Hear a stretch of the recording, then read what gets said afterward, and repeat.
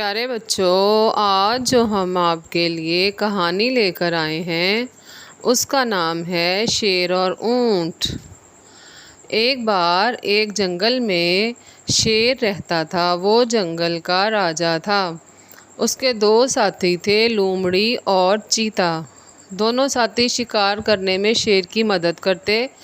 ایک دن جب وہ تینوں شکار کو تلاش کر رہے تھے تو ان کو جنگل میں عجیب سا جانور نظر آیا، لیکن کسی کو بھی اس کے بارے میں پتہ نہیں تھا۔ تب ہی لومڑی نے کہا کہ ہمیں جنگل میں جا کر جانوروں سے اس کے بارے میں پوچھنا چاہیے کہ یہ کون ہے۔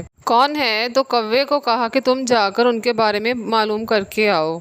کچھ دنوں کے بعد کوا اس جانور کے بارے میں معلومات اکٹھی کر کے لایا اور لومڑی سے کہا اس کے بارے میں۔ لومڑی سب سے کہتی ہے کہ عجیب نظر آنے والا جانور اونٹ ہے۔ یہ ریگستان میں رہتا ہے اور یہ ریگستان میں سفر کرتے ہوئے اپنے ساتھیوں سے الگ ہو گیا ہے اور غلطی سے ہمارے جنگل میں آ گیا ہے اور اب اکیلا ہے۔ میں نے یہ بھی سنا ہوا ہے کہ اونٹ کا گوشت بہت ہی مزیدار ہوتا ہے۔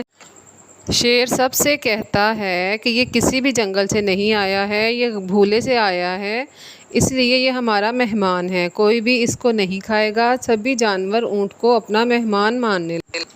اونٹ بہت خوش تھا۔ پھر ایک دن شیر ہاتھی کے ساتھ لڑائی کے دوران زخمی ہو گیا اور اب شیر شکار کے لیے نہیں جا سکتا تھا، اس لیے شیر کے دونوں ساتھی بھوکے رہنے لگے، کیونکہ شیر شکار کرتا تو وہ سب مل کر کھاتے تھے۔ پھر ایک دن وہ شیر کے پاس آئے اور اونٹ کو کھانے کا مشورہ دیا، لیکن شیر نے کہا کہ اونٹ کی حفاظت کرنا میری ذمہ داری ہے، اس لیے میں اسے نہیں ماروں گا بلکہ میں اس کی حفاظت کروں گا۔ ٹھیک ہے راجا جی، لیکن اگر ایک ایک جانور آپ کے سامنے اپنے آپ کو کھانے کے لیے پیش کریں تو کیا آپ کھائیں گے؟ شیر راضی ہو گیا۔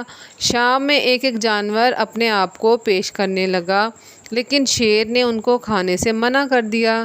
یہ دیکھ کر اونٹ نے بھی اپنے آپ کو پیش کرنے کا سوچا اور اپنے دل میں سوچا کہ مجھے بھی شیر کھانے سے منع کر دے گا۔ جیسے ہی اونٹ شیر کے پاس پیش ہوا، شیر اس کو کھانے کے لیے راضی ہو گیا۔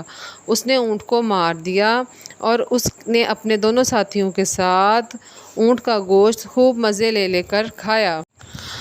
کبھی بھی ایسے جنگلی جانوروں پر بھروسہ نہیں کرنا چاہیے جو پیٹھ کے پیچھے لوگوں کی جڑیں کاٹتے ہیں۔